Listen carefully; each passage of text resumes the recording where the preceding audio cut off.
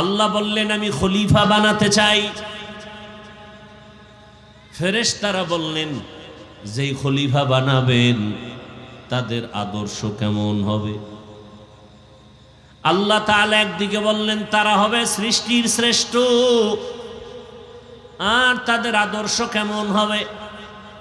আল্লাহ ভিন্ন আয়াতে বলেন ওয়াশ-শামসি ওয়াদুহাহা ওয়াল কমারি ইযা তালাহা ওয়ান নাহারি ইযা জাল্লাহা ওয়াল লাইলি ইযা ইয়াগশাহা ওয়াস সামাই ওয়া মা বানাহা ওয়াল আরদি ওয়া মা তাহাহা ওয়া নাফসিন ওয়া মা সাওয়াহা ফাআলহামাহা ফুজুরাহা ওয়া তাকওয়াহা। দর কিয়ামত ই জমিদার নেকো বাত, দর কিয়ামত ই জমিদার নেকো বাত কে জেনা দিদা গওয়াহি হাদে হাত। আল্লাহ তাআলা বলেন এমন এক জাতি আমি বানাবো, এরা হবে কি? শ্রেষ্ঠ। এদের আদর্শ কি? এরা চাইলে ন্যায়ও করতে পারবে, চাইলে গুনাহও করতে পারবে। ফেরেশতারা মনে মনে ভাবলেন যারা চাইলে গুনাহ করবে এরা শ্রেষ্ঠ হয় কেমনে? মুখে বলে দিলেন নাহনু নুসাব্বিহু বিহামদিকা ওয়া নুকদ্দিসু লাক, হে মালিক আপনার প্রশংসা গুণগানের জন্য আমরাই তো যথেষ্ট, আবার আর একটা জাতি বানাবেন কেন? নাম্বার 2, শ্রেষ্ঠ হলে তো আমরাই হওয়ার যোগ্য। মনে মনে রাখছি, এটা বলে নাই। আল্লাহ তাআলা জবাব দিয়ে বললেন ইন্নী আ'লামু মা লা তা'লামুন,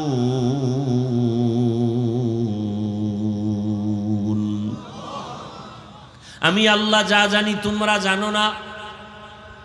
আমি আল্লাহ জানি এই অপরাধ করনেওয়ালাদের মাঝেও একদল থাকবে এরা জীবন দিয়া নেক আমল করনেওয়ালা। এদের টাকা দিয়া কেউ কিনতে পারবে না, ক্ষমতার লোভ দেখাইয়াও আমার ঈমান থেকে দূরে সরাতে পারবে না। এরকম ঈমানওয়ালা আছে না নাই?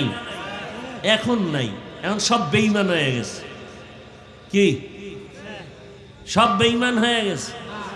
এখন আছে না নাই? নবী বলেছেন ক্বালান নবিয়্যু সাল্লাল্লাহু আলাইহি ওয়া আলিহি ওয়া সাল্লাম লান তাজতামিআ উম্মতি আলা দালালাতি আবাদা। একই সময় সব গোমরাহ হবে না, একদল সব যদি গোমরাহ হয়ে যায়, সংখ্যায় কম থাকলেও একদল হকের ঝান্ডা নিয়ে দাঁড়ায় থাকবে। বেশি দল না কম? কম সংখ্যক মানুষ হলেও হকের ঝান্ডা নিয়ে দাঁড়ায় থাকবে। বুঝবা কিভাবে? যাদের কথায় কাজে কোনো দুই নাই, যারা বলে আমরা রসুলকে চাই, আমলও দেখায় রসুলের আদর্শের বাইরে চলে না। যারা বলে আমরা আল্লাহকে চাই, ঈমান ও আকীদার বেলায় আল্লাহর বিরুদ্ধে কোনো কাজ করে না। যাদের কথা শুনলে বেআমলওয়ালা আমলওয়ালা হয়, যাদের বয়ান শুনলে মানুষের দিলটা নরম হয়ে যায়। আল্লাহ বলেন আমি যা জানি তোমরা জানো না। এবার বাস্তবে দেখাই, তোমরা যে ভাবছো শ্রেষ্ঠ তোমরা হবা, আল্লাহ তাআলা আদম রে বানাইয়া এরপরে তার পৃষ্ঠে আল্লাহ আদম রে জান্নাতে ঘুম পাড়ায় দিলেন। পৃষ্ঠে আল্লাহ পাক কুদরতের হাত দিয়া পিপিলিকার ন্যায় সব রুহু বানায় ফেললেন। কিয়ামত পর্যন্ত যত মানুষ আসবে সবার রুহু বানায় ফেলছেন। এটা কেমনে সম্ভব? সংক্ষেপ জবাব, আমার আল্লাহর কুদরতে সম্ভব। কাদের কুদরত দারি বর কামাল আন্তা রব্বি আন্তা হাসবি জুল জালাল তুহি কাদের জলিলুল্লাহ জাহাদার বহর হালে তুহি মেরা নেগাহদার। আদম নবীর পৃষ্ঠে আল্লাহ কুদরতের হাত রাখলেন। আল্লাহর কি আমগো মতো হাত আছে? আছে? নাই। কিন্তু আল্লাহ কয় ইয়াদুল্লাহি ফাওকা আইদিহিম, আল্লাহর হাত তাদের হাতের উপরে।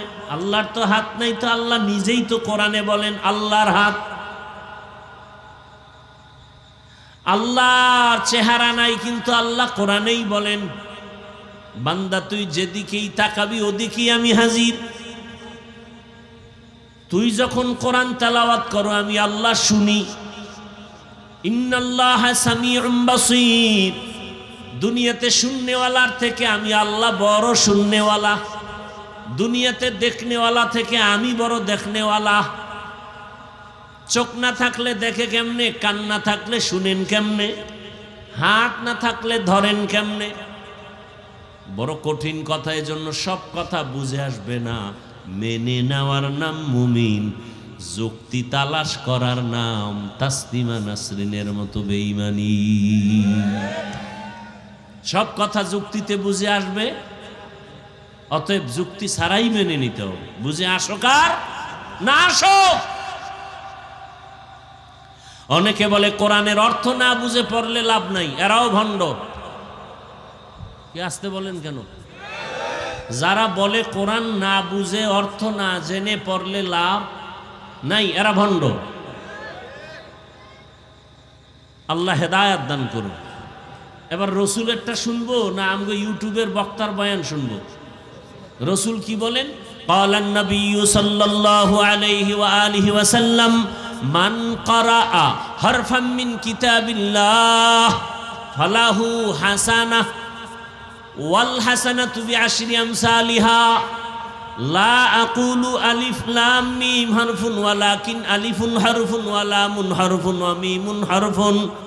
নবী বলেন কোরআনের একটা অক্ষর যে উচ্চারণ করবে সাথে সাথে 10টা নেক পাবে।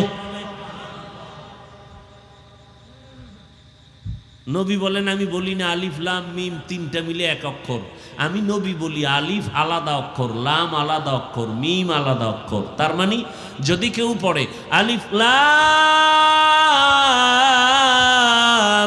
মিম সাথে সাথে 30টা নেক আমলনামায় জমা হয়ে যাবে।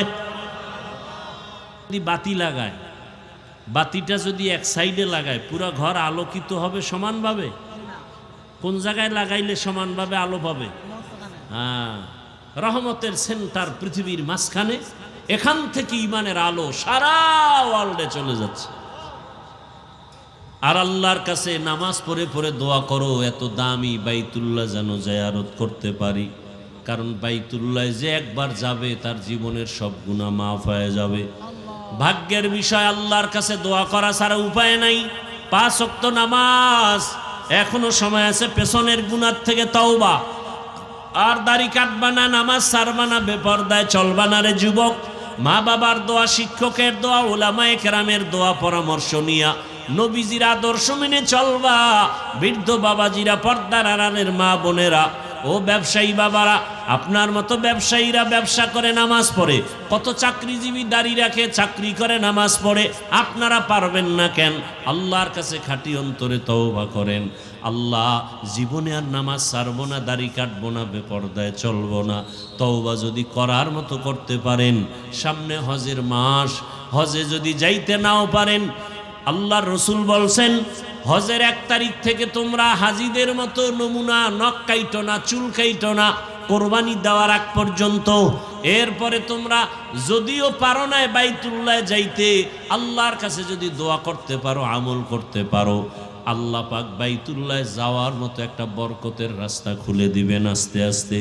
আল্লাহ আমাদের সবাইকে বাইতুল্লাহর জিয়ারতের জন্য কবুল করেন।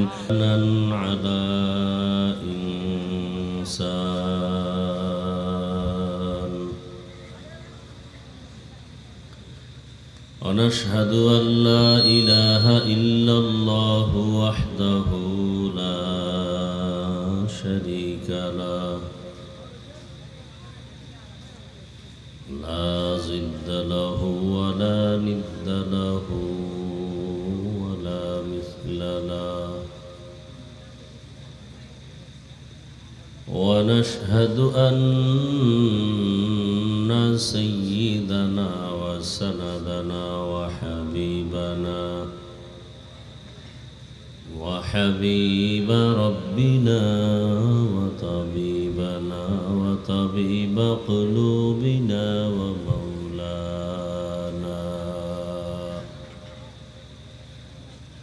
ومولانا محمدا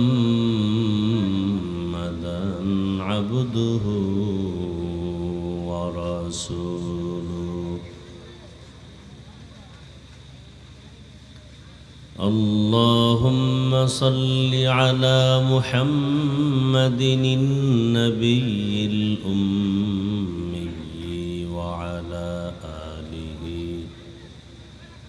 وعلى آله وسلم تسليما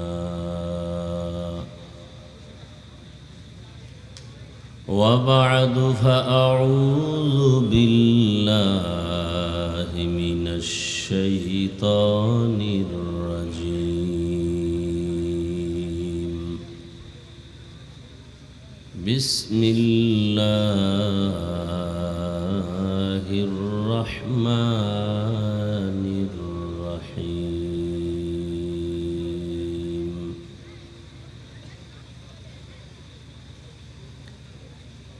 إن أول بيت وضع للناس للذي ببكة مباركا وهدى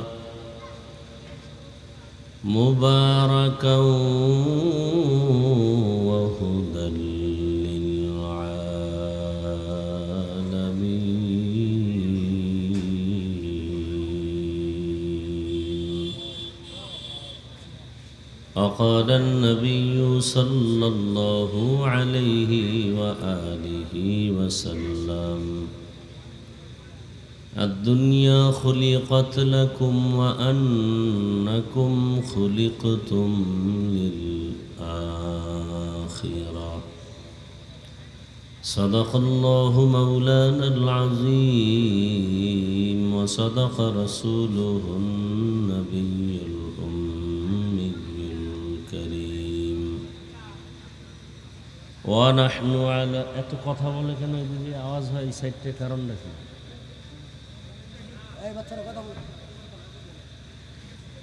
তো ভলান্টিয়ার নাই এরা দায়িত্ব পালন করে না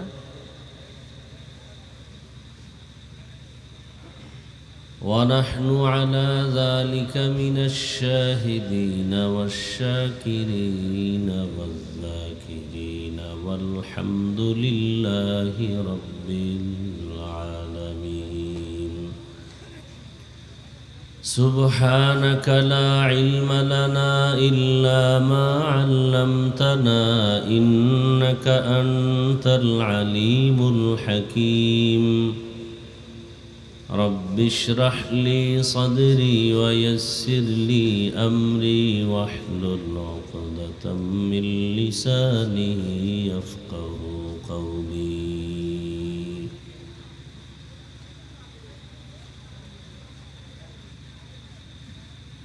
सूरज ने दिया अपनी शुआओं को ये पैगाम सूरज ने दिया अपनी शुआओं को ये पैगाम दुनिया है अजब चीज़ को भी सुबह को भी शाम दुनिया है अजब चीज़ को भी सुबह को भी शाम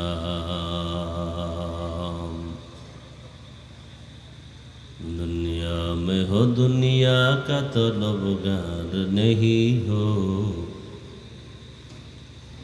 दुनिया में हो दुनिया का तलबगार नहीं हो बाजार से गुजर हो खरीदार नहीं हो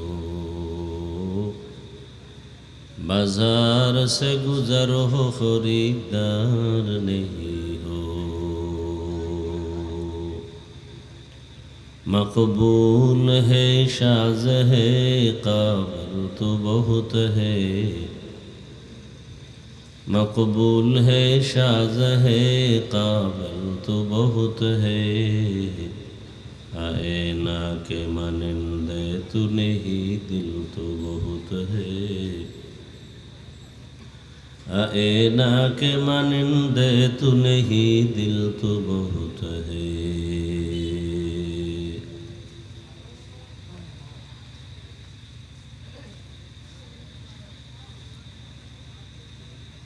घागरा सैयद अली अशराफिया हाफिजिया माद्रासा यतीमखाना কর্তৃক আয়োজিত বার্ষিক ইসলামী মহাসম্মেলন 5 মে 2026 সভাপতি আলহাজ হযরত মাওলানা মীর আরিফ রব্বানী সাহেব দামাত বারাকাতুহুম, অন্যান্য উলামায়ে কেরাম, অতিথিবৃন্দ,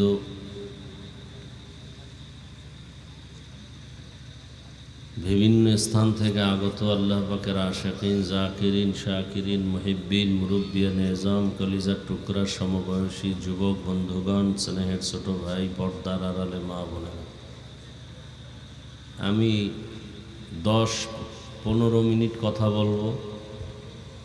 যদি আপনারা শুনেন ডিস্টার্ব করেন না, নাইলে আমি সাইডে চলে যাব। কথা বন্ধ করান, হাঁটা চলা বন্ধ করেন, না বয়ান করব না।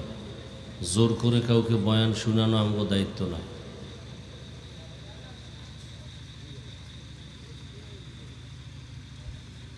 দরুদ ও সালাম সৈয়দুল মুরসালিন রহমাতুল্লিল আলামিন শফিউল মুজনিবিন খাতামুন নবিয়্যিন সৈয়দুস সাকালাইন ইমামুল মুরসালিন শফিয়ে আজম রসুল আকরাম রহমত আলম নবীল আরব আল আজম হাবিব কিবরিয়া আশরফুল আম্বিয়া সৈয়দুল আম্বিয়া হজরত মুহাম্মদুর রসুল্লাহ সাল্লাল্লাহু আলাইহি ওয়া আলিহি ওয়াসাল্লামের উপর নবীর নামে দরুদ পড়লেন না কেন? সবাই আবার একসাথে পড়েন। একবার পড়ছেন সওয়াব না গুনাহ? কমপক্ষে প্রতিদিন 300 বার দরুদের আমল করবেন। আমি আপনি সবাইকে আল্লাহ বেশি বেশি দরুদের আমল করার তৌফিক দান করেন।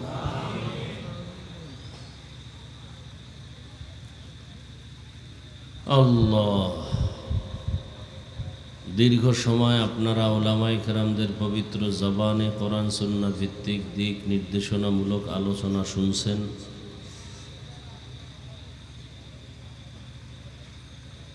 এখন বিদায়ের পালা, মোনাজাত শুধু বাকি। আল্লাহ উলামায়ে কেরামদের কথাগুলো সহি তরিকায় আমাদেরকে আমল করার তৌফিক দান করেন। উলামায়ে কেরামের ইজ্জতকে আল্লাহ বেশি বেশি বাড়ায় দেন। উলামায়ে কেরামের ইজ্জত নষ্ট করার জন্য যারা চক্রান্ত করে, আল্লাহ তাদের হেদায়েত দান করেন। মোনাজাত দেওয়ার নিয়তেই বসছি এবং খুব সংক্ষেপ 2-4টি কথা বলবো। যদি আপনারা দিল থেকে মোহাব্বত করে শুনেন তাহলে না হয় দোয়াই করে চলে যাবেন। আল্লাহ আমাকে আপনাকে কিছু কথা বলার, শোনার, কোরআন সুন্নাহর আলোকে সহি তরিকায় তৌফিক দান করেন। আমিন। স্টেজে 50টা লাইট না দিয়া এই যদি বাহির থেকে হ্যালোজিনগুলো দিত 2-4টা তৈ হইত। বুদ্ধি শুদ্ধি কিচ্ছু নেই, খালি আবেগ ভরা। যে এখন পোকায় ডিস্টার্ব করতেছে, কতটা ডিস্টার্বটা আমরা বুঝি।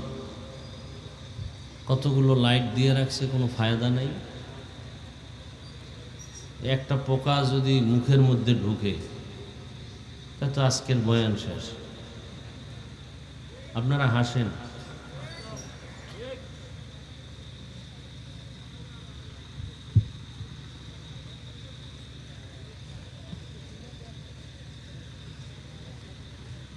একটা বয়ান দিলেই হয়ে যায় না?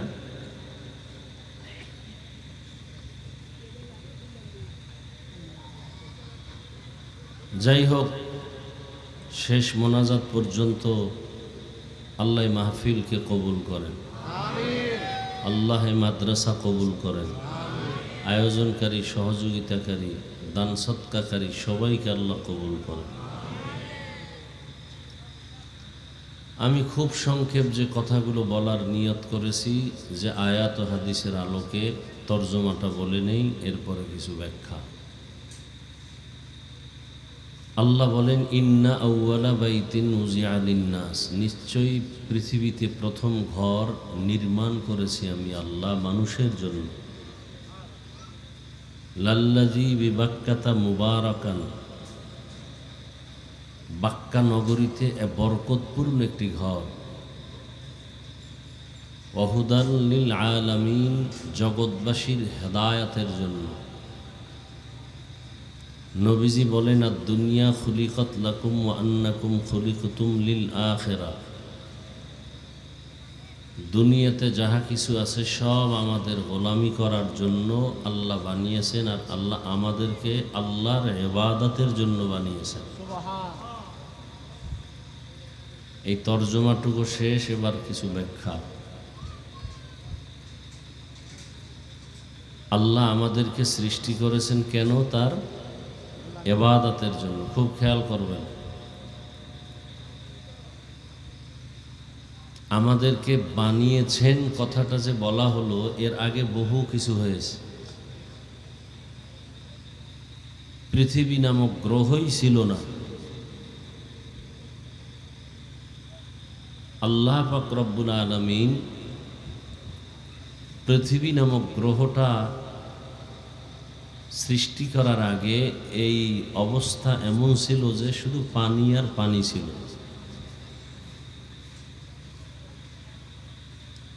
পানি আসলো কোথার থেকে? আল্লাহর কুদরতের সব ইশারা। আল্লাহ একটা মুক্তা বানালেন, মুক্তার থেকে পানি প্রবাহিত হতে লাগলো। সেই পানির উপরে আল্লাহ কুদরতের নজর দিলেন, তো পানির মধ্যে ঢেউ আর তরঙ্গ শুরু হলো। এক পর্যায়ে সেই ঢেউ তরঙ্গের ফেনা জমে জমে গাঢ় হয়ে মাটির আবরণ হয়ে গেল। কার কুদরত? আল্লাহ।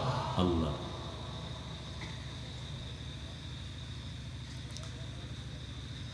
আল্লাহ পাক রব্বুল আলামিন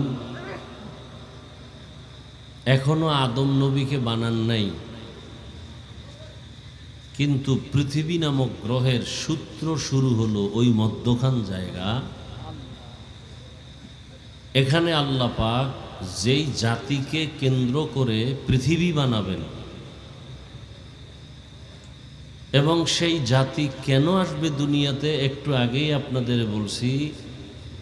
মানব জাতিকে আল্লাহ পাক উদ্দেশ্য করে পৃথিবী বা দুনিয়া সব বানালেন। সেই মানুষকে বানাইলেন কেন, বা কেন বানাবেন বলেন? কথা বলেন। কার ইবাদত? আল্লাহ। আল্লাহর ইবাদত করার জন্য। এই আপনারা এরকম করেন কেন? এই মিয়া,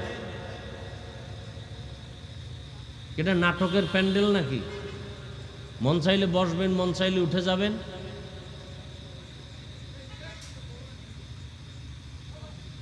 নাটক।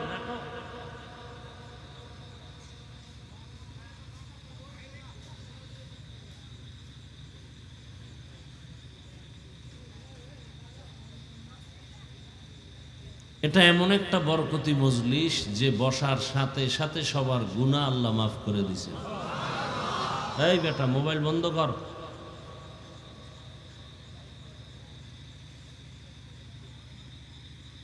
বয়ান শুনবেন না, আসছেন কেন আর আমাকে আনছেন কেন? যারা শুনবেন তারা থাকবেন, যারা শোনার ভালো লাগে না, বহু বক্তা বয়ান করে গেছে, ফাঁকে ফাঁকে চলে যেতেন। আমি বসার পরে উঠেন কেন? ভাব দেখাইতে আসে নজর প্যান্ডেলে না?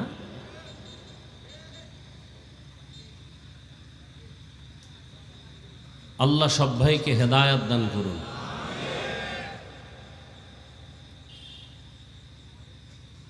পাঁচজন থাকবে, পাঁচজনকে বয়ান করব, সমস্যা কি? আমরা বেশি লোক ওয়াজে হোক, এটা আমরা বিশ্বাস করি না যে এটা সফলতা। হাজার হাজার লাখ লাখ লোক হইব, বয়ান শুনবে সারা রাত, ফজরের নামাজ না পড়লে এই বয়ানে কী লাভ হবে? আর এই অনেক লোক হওয়াতে কী লাভ হবে? 100 লোক হোক, 100 লোক হেদায়াতের পথে আসুক, ফজরে মসজিদে যাক, এটা আসল কাজ, এটা সফলতা। নিজেও ক্ষতিগ্রস্ত হবেন, আমাদেরও ক্ষতি করবেন। এমন পোড়া কপাল নিয়ে দুনিয়াতে জন্ম নিয়েছেন কেন?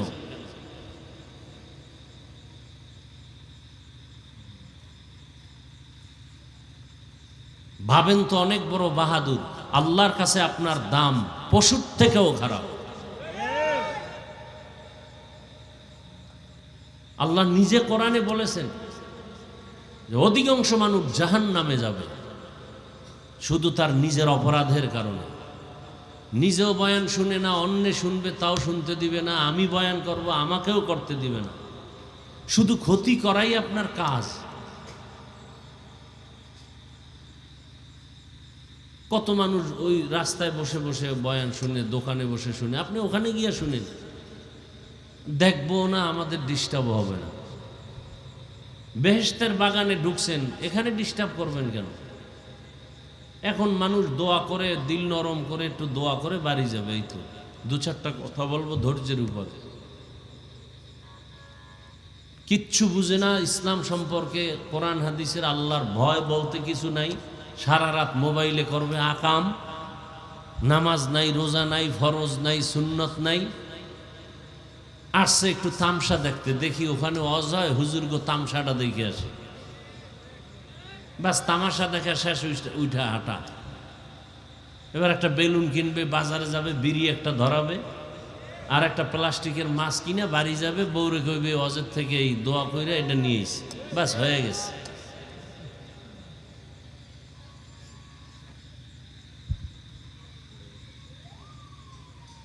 নিজেরে তো ভাবে খুব বড় বুজুর্গ।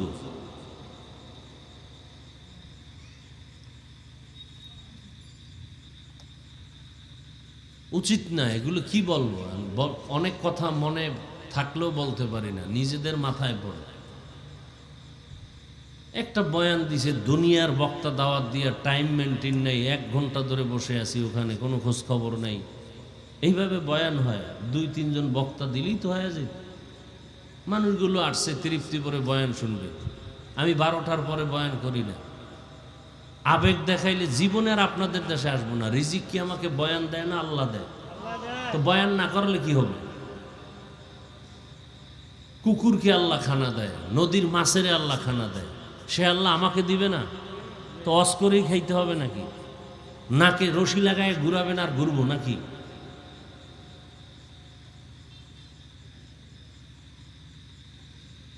একটা বক্তা ভালো রকম বয়ান করতে পারলো না টাইমের কারণে।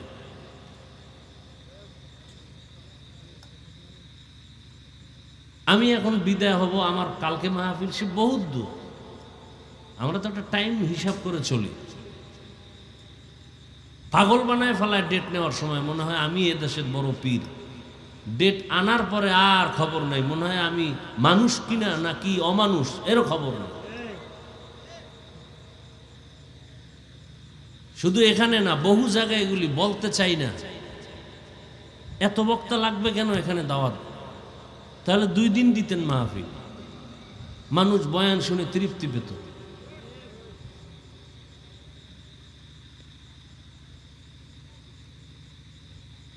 এর মধ্যে যাও একটু মন মানসিকতা নিয়ে বয়ান করব। উঠা বসা করলে আমার মেজাজ আর ঠিক থাকে না। বয়ান এমনি করা যায় না, মন ভালো থাকলে বয়ান করা যায়। মনে কষ্ট আসলে আর বয়ান আসে না, চেষ্টা করলেও আর বয়ান বের হয় না।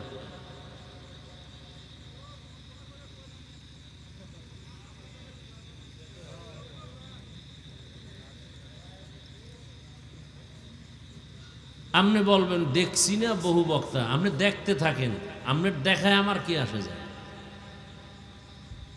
কোনো বক্তা এরকম বলবে না আমি যেরকম বলতেছি, এইরকমই বইলে যাবো মৃত্যু পর্যন্ত। এতে কেউ দাওয়াত দিলে দিল, না দিলে ওই চিন্তা করে চলি না। ওই ছাত্রগো মাঝে মাঝে বলি, কয় এহেনে আমনের এহেনে না পড়লে কি হইব? তোর মতো বেয়াদ্দব এহেনে না পড়লে আমগো কি হইব? বহু ছাত্র বলে না, কয় মাদ্রাসায় পড়বো না, কি হইব? আমি কি তোর মতো বেয়াদব এই মাদ্রাসায় না পড়লে আমার কি হইব? ওস্তাদদের কি হবে? আপনি বলবেন আপনার হাফিজুর রহমানের দাওয়াত দিব না, দেখি কি হয়। আপনি দাওয়াত না দিলে আমার কি হবে?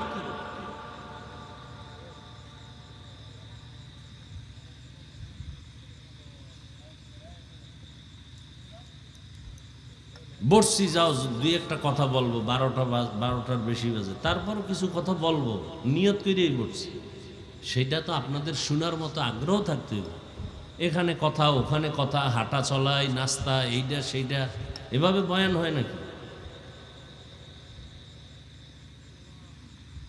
আমি একটা বিষয় নিছি, এই বিষয় বয়ান করলে আমার 4 ঘন্টার বেশি সময় লাগবে খালি লাগাতার ওই বয়ানের ওইটার একটা ধারার উপরে চলতে গেলে। তারপরে হজের মাস সামনে, সেই হিসেবে আমি অল্প কিছু কথা বলবো। সেদিনও তো 2 ঘন্টা বয়ান করে আসছি এই বিষয়ের উপরে। এই যে শুরু করলাম, এর মধ্যে উঠা বসা শুরু করছে।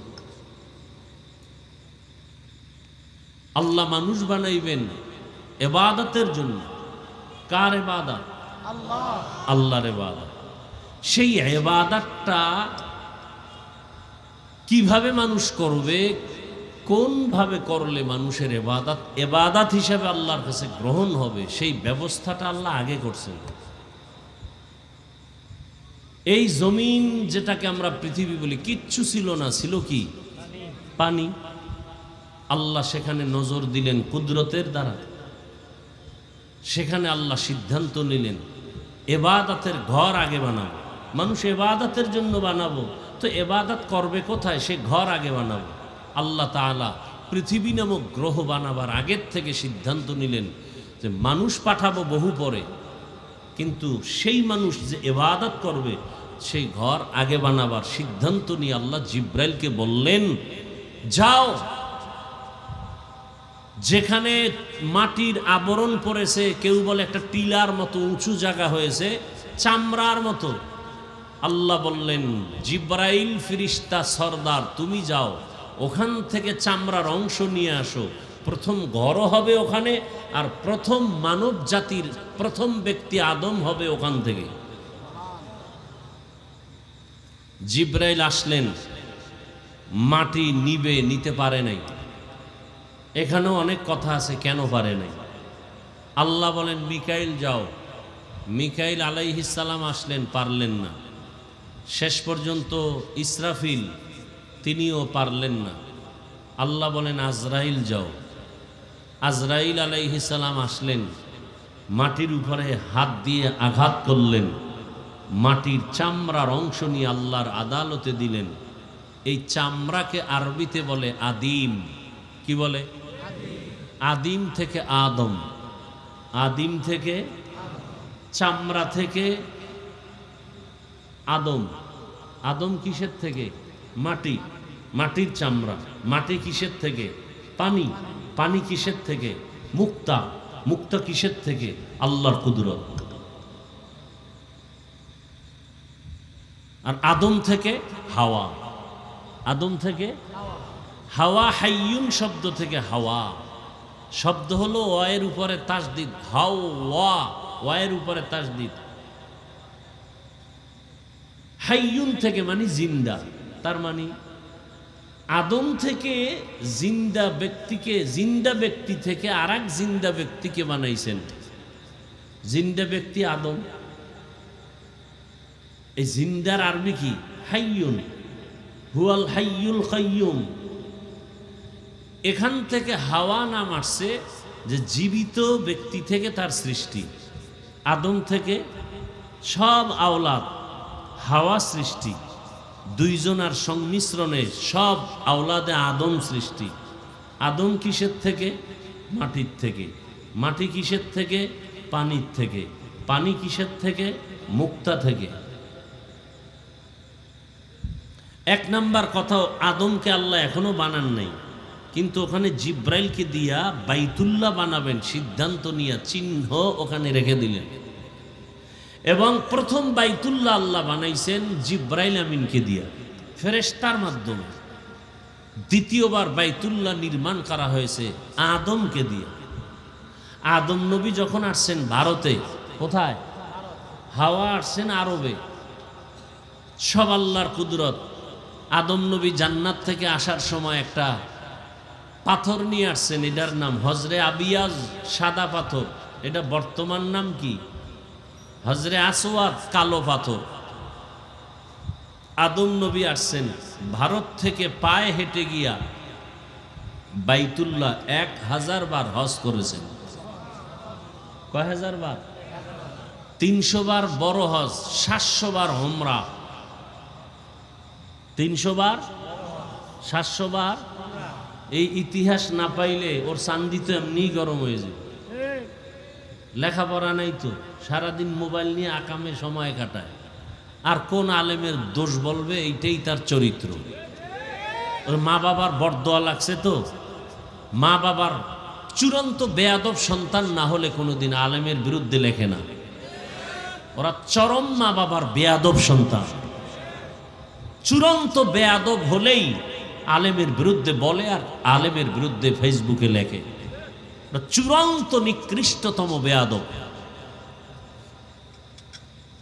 আল্লাহ হেদায়াত দান করুন। কয় হাজার বার আদম নবী হজ করছেন।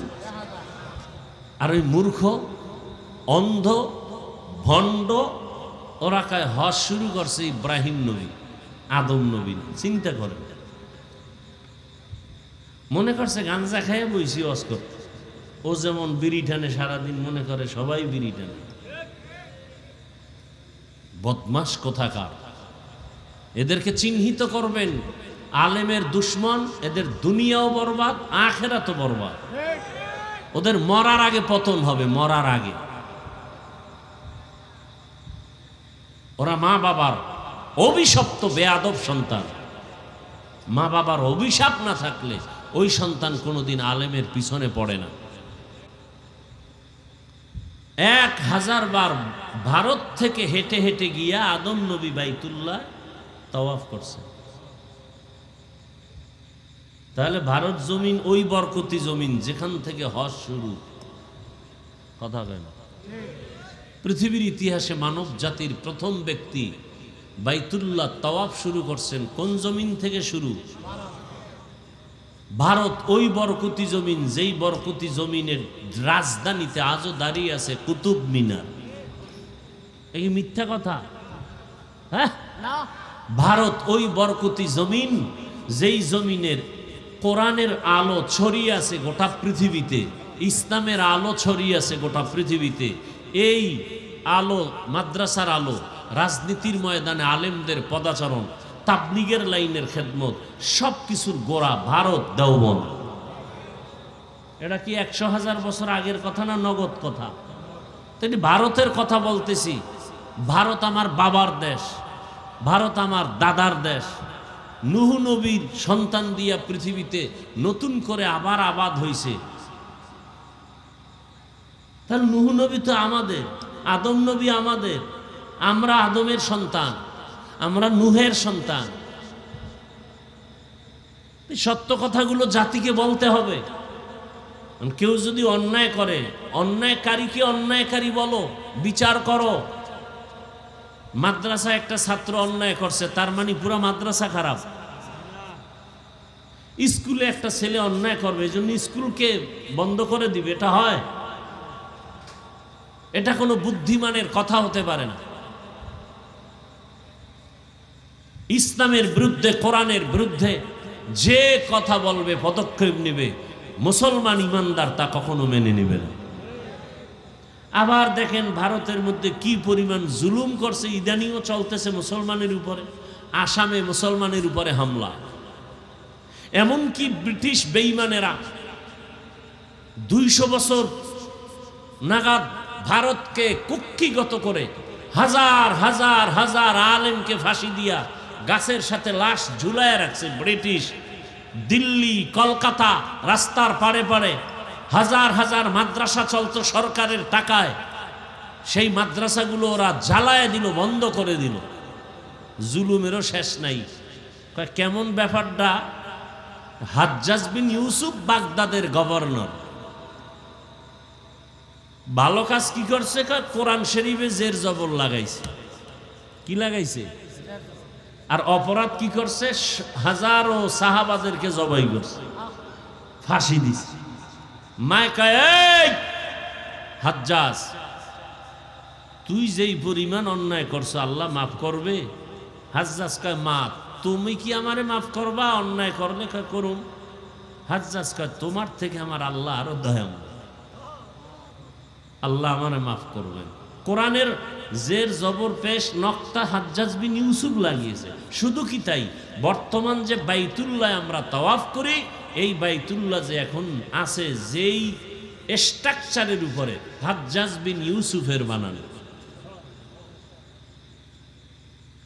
হাজ্জাজ বিন ইউসুফ জিদ্দি আব্দুল্লাহ বিন জুবায়ের রাদিয়াল্লাহু আনহু বাইতুল্লাহ নির্মাণ করছিলেন। আপনারা যারা দেখছেন, বাইতুল্লাহর পাশে একটা আলাদা জায়গা আছে বাউন্ডারি করা, বুক বরাবর। দেখছেন কোনোদিন? দেখেন নাই?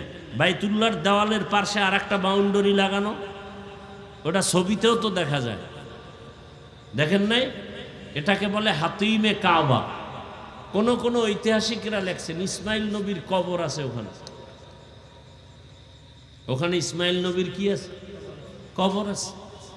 কেউ বলছেন মা হাজেরা আলাইহিস সালামেরও কবর ওখানে আছে। ইতিহাস, লা উসাদ্দিকু ওয়ালা নুকাজ্জিবু। ইতিহাস তো ইতিহাস, সব কথা কোরআনে নাই। ব্যাখ্যা হাদিস, সব কথা হাদিসে নাই। ব্যাখ্যা সাহাবায়ে কেরামদের কৌল।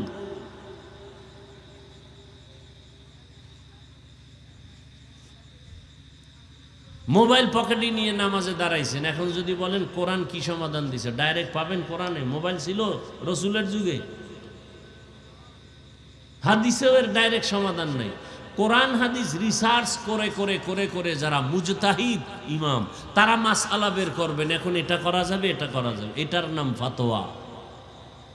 এই ফতোয়া না মানলে সে কোরআন মানতে পারবে না, ফতোয়া না মানলে সে ইসলাম মানতে পারবে না। ফতোয়া তো মুফতি সাহেবদের দেওয়া, ইমাম আবু হানিফার ফতোয়া, ইমাম শাফিঈর ফতোয়া, ইমাম মালিকের ফতোয়া, ইমাম বুখারীর ফতোয়া। এই ফতোয়া না মানলে সে কোরআন মানতে পারবে না, ফতোয়া না মানলে সে কোনোদিন ইসলাম মানতে পারবে না।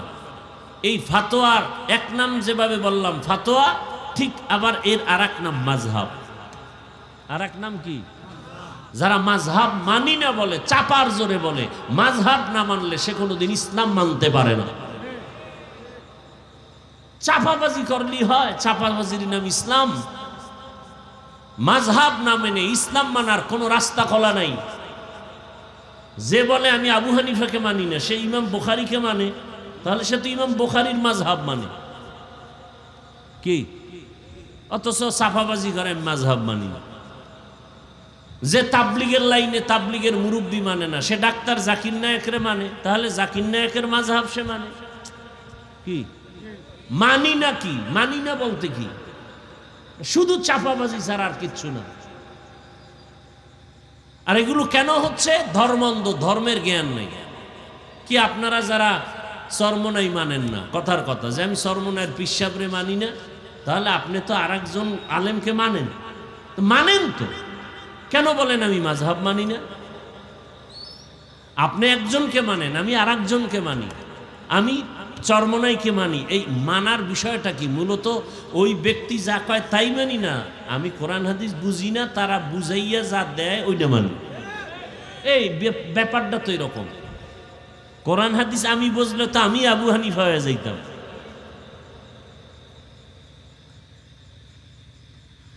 আল্লাহ, আমাদের বুঝের অভাব আর ওলামায়ে কেরামদের সাথে সম্পর্ক দূরত্ব, এই জন্য আমরা আরো নষ্ট হয়ে যাইতেছি।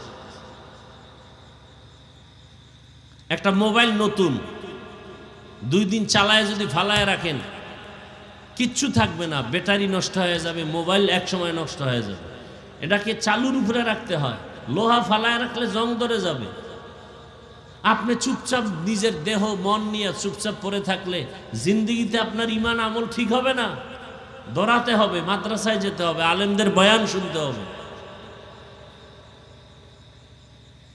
পয়গম্বর আদম আলাইহিস সালামকে আল্লাহ বানায়া দুনিয়ায় পাঠাবেন, বানান নাই, ফেরেশতাদের সাথে মশওয়ারা করলেন। ইন্নী জাইলুম ফিল আরদি খলিফা,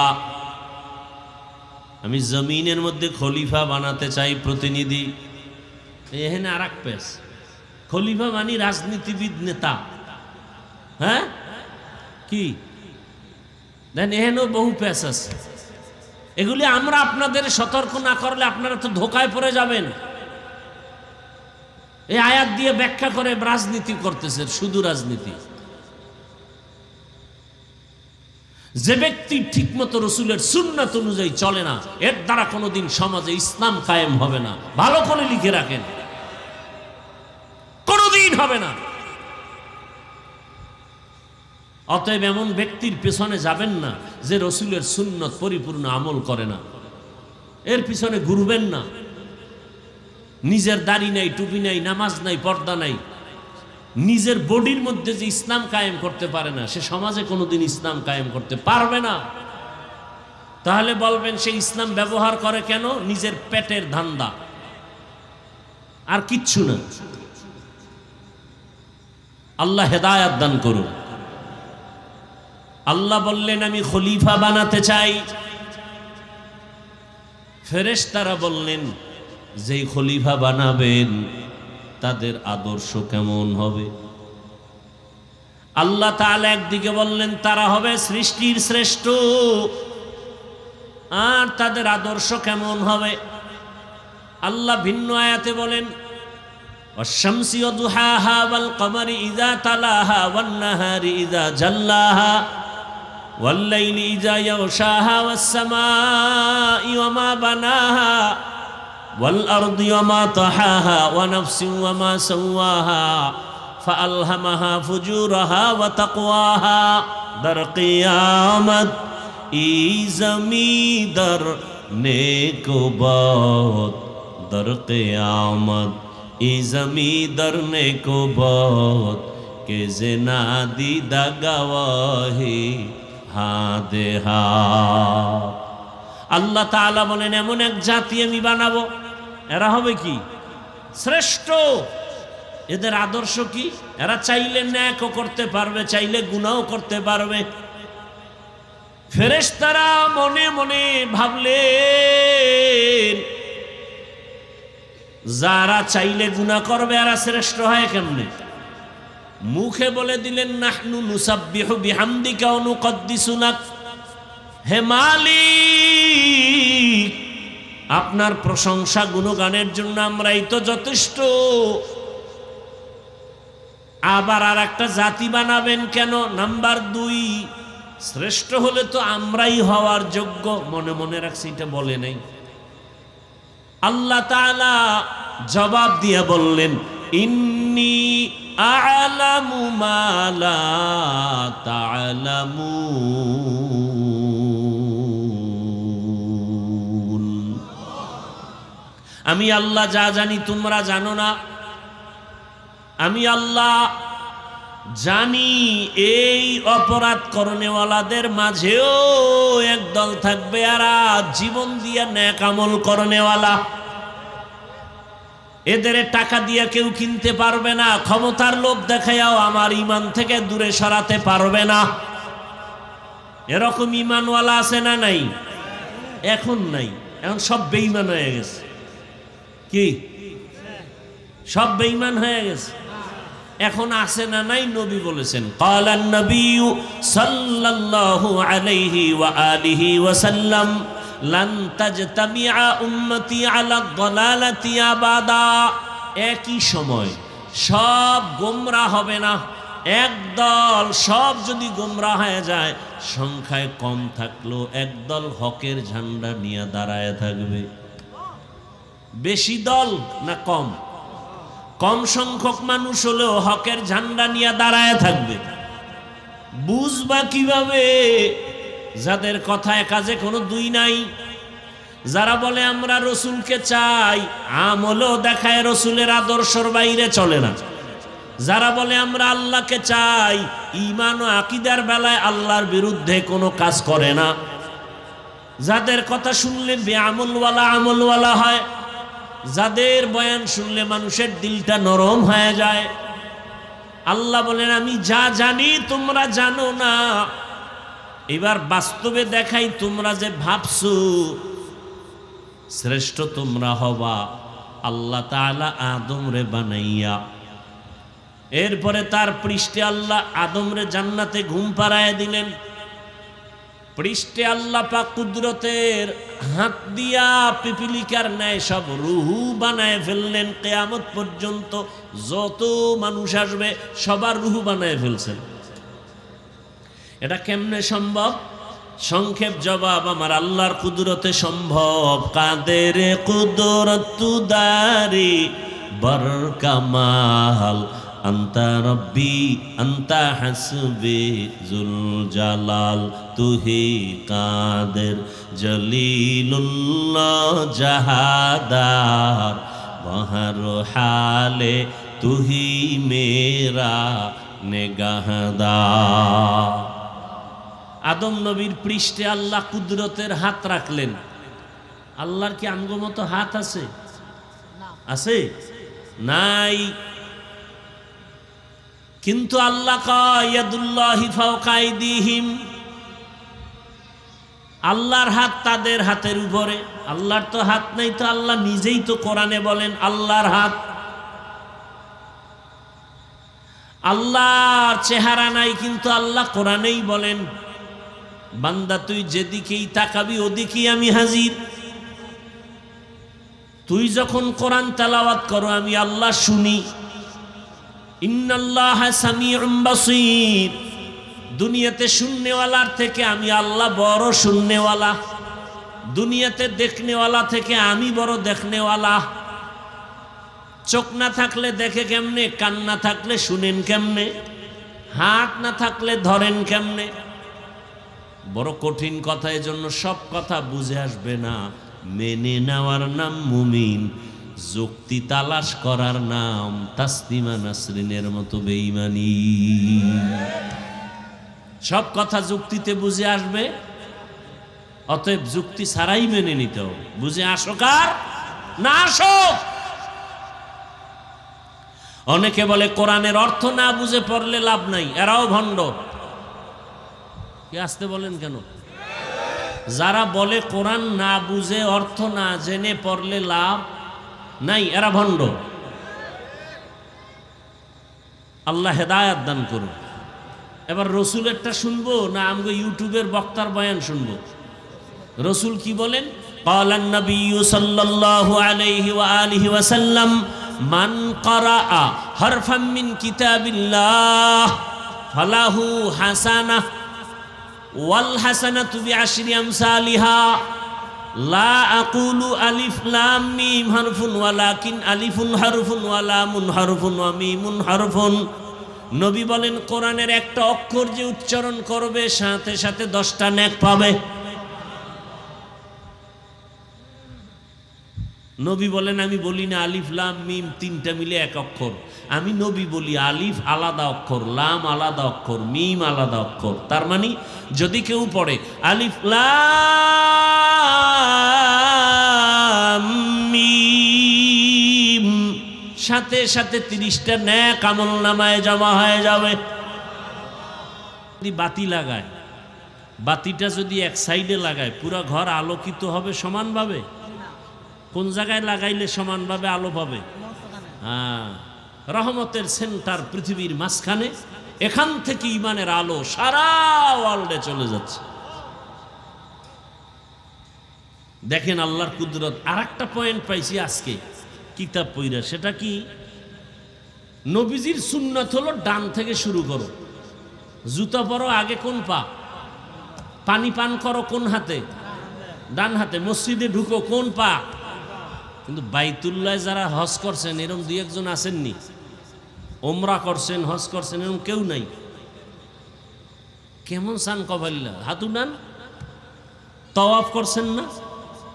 আচ্ছা আপনারা তো জানেন, যারা জানেন না তওয়াফটা যে করে বাইতুল্লাহ ডান মোড় হইয়া করে না বাম মোড় হইয়া করে? জানেন? জানেন না, খেয়াল করেন নাই। হজরে আসওয়াদ থেকে তওয়াফ শুরু, হজরে আসওয়াদ থেকে, ওখান থেকে তওয়াফ শুরু। কি পিছনে না ওদিকে?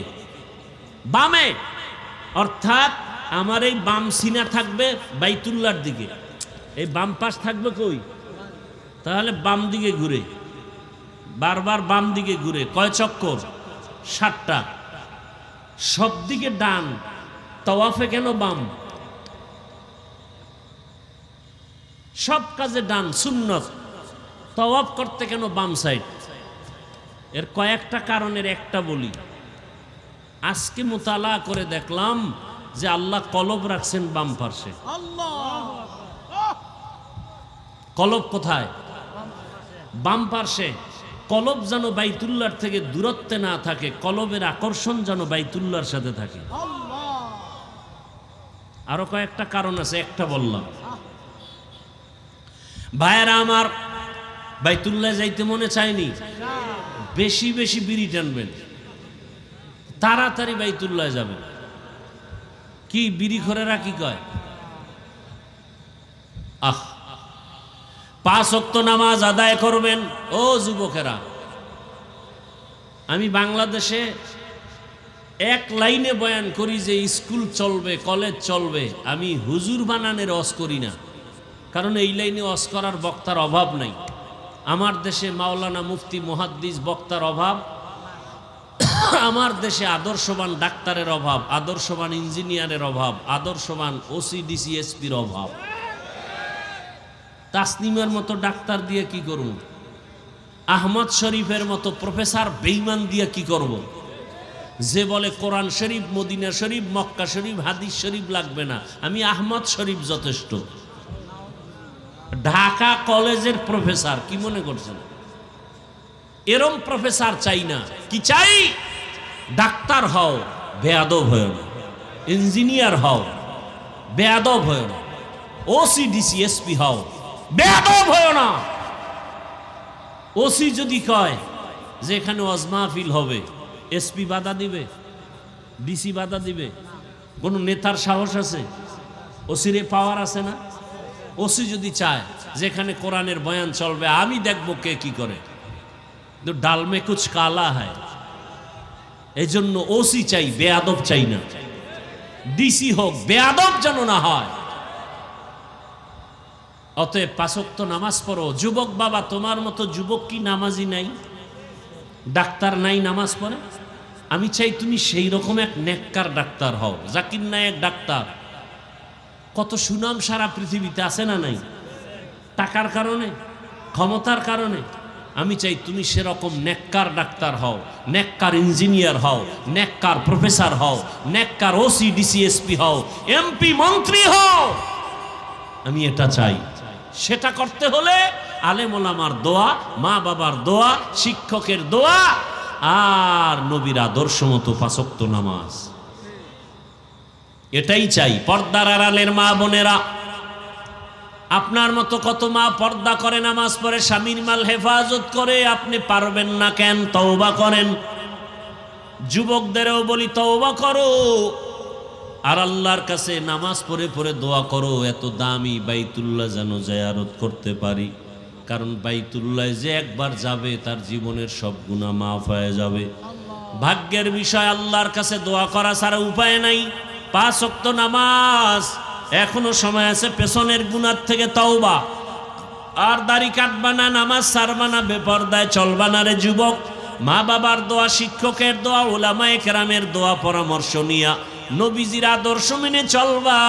বৃদ্ধ বাবাজিরা, পর্দার আড়ালের মা বোনেরা, ও ব্যবসায়ী বাবারা, আপনার মতো ব্যবসায়ীরা ব্যবসা করে, নামাজ পড়ে। কত চাকরিজীবী দাড়ি রাখে, চাকরি করে, নামাজ পড়ে। আপনারা পারবেন না কেন? আল্লাহর কাছে খাঁটি অন্তরে তওবা করেন। আল্লাহ, জীবনে আর নামাজ ছাড়বো না, দাড়ি কাটবো না, বেপরদায় চলবো না।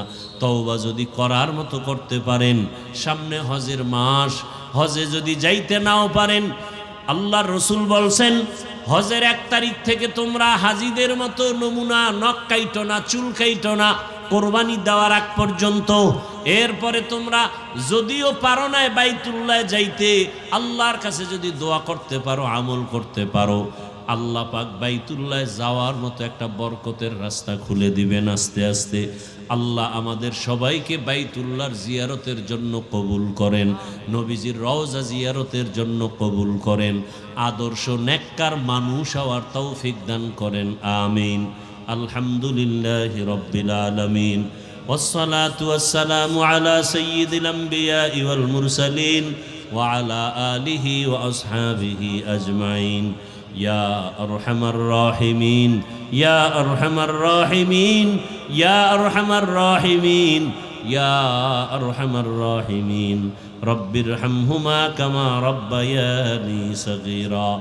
আল্লাহুম্মা ইন্নাকা আফুউন কারীম তুহিব্বুল আফওয়া ফাআফু আন্না। আল্লাহুম্মা ইন্না নাসআলুকা রিযাকা ওয়াল জান্নাহ ওয়া নাউযু বিকা মিন সাখাতিকা ওয়ান নার। আল্লাহুম্মা ইন্না নাসআলুকা ইলমান নাফিআ ওয়া রিজকান ওয়াসিআ ওয়া শিফাআন মিন কুল্লি দা। দয়াময় রব্বুল আলামিন, মাহফিল কবুল করে নেন, মাদ্রাসা কবুল করে নেন, ওস্তাদ ছাত্র কমিটি এলাকাবাসীকে কবুল করে নেন। আয় আল্লাহ, যারা দান সদকা করেছে কবুল করে নেন, এলাকায় শান্তি দান করেন, মা বোনদের পর্দাওয়ালা আবেদা বানায় দেন, সন্তানগুলো নেককার বানায় দেন, ব্যবসা চাকরি যারা করে বরকত বাড়ায় দেন, নবীজির রওজা বাইতুল্লাহ জিয়ারতের জন্য কবুল করে নেন, সারা দুনিয়াবাসীকে মাফ করে দেন, প্রবাসে যারা হেফাজতের ব্যবস্থা করে দেন, আমার যুবক ছাত্রদের 5 ওয়াক্ত নামাজি বানায় দেন, মা বোনদের পর্দাওয়ালা বানায় দেন, মাদ্রাসা মসজিদ সহ অন্যান্য শিক্ষা প্রতিষ্ঠান নবীর আদর্শে কবুল করে নেন। আয় আল্লাহ, যুবকদের দিনের খাদেম বানায় দেন, মোবাইলের গুনাহ থেকে হেফাজত করেন। আমাদের মা বাবা মুরব্বীরা যারা দুনিয়ায় নাই, সবার কবর জান্নাত বানায় দেন, যারা বেঁচে আছেন হায়াত বাড়ায় দেন, অসুস্থ যারা সুস্থতার নিয়ামত বাড়ায় দেন, জাহিরি বাতিনি দুশ্মনের চক্রান্ত থেকে হেফাজত করেন, ইজ্জতের জীবন দান করেন, চলার পথে হেফাজত করেন, মুখালিফের